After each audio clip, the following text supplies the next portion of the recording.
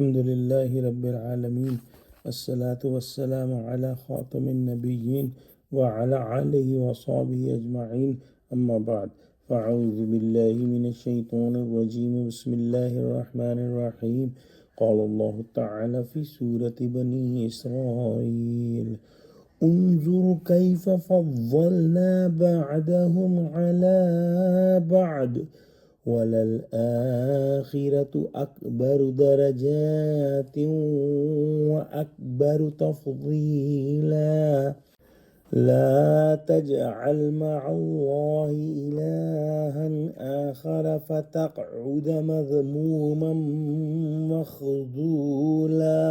Translation: See how we prefer one over others, and surely in the hereafter they will be higher in grades and greater in preference for favor. Do not make another God with Allah, lest you sit condemned, destitute, and forsaken. Meaning, in this worldly life, Allah Almighty has granted certain people superiority over others in terms of wealth, status, power, and children. From this, one can infer how vast the differences in ranks will be in the hereafter based on one's deeds and states. Thus, the scriptures establish that the degrees of paradise and the degrees of hell will differ immensely. A hadith states that the difference between the ranks in paradise will be like the difference between the earth and the sky. The lower ranks will gaze at the higher ones as we, standing on earth, look at a star on the horizon. It has already been mentioned that these lofty ranks in paradise are reserved for those who strive for it and are deserving in the hereafter. Then polytheism is condemned in the next ayah. For polytheism is an evidently false belief, and by adopting it, you stand condemned in the sight of Allah Almighty, His angels, and indeed every wise person in the world.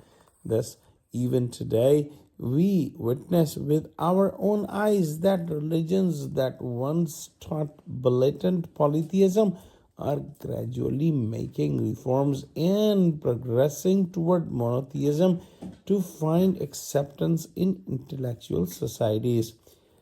Every sensible person now feels that it is profound humiliation for the noblest of all creation, meaning humankind, to bow before beings inferior to them or powerless creatures, especially those crafted by human hands like idols.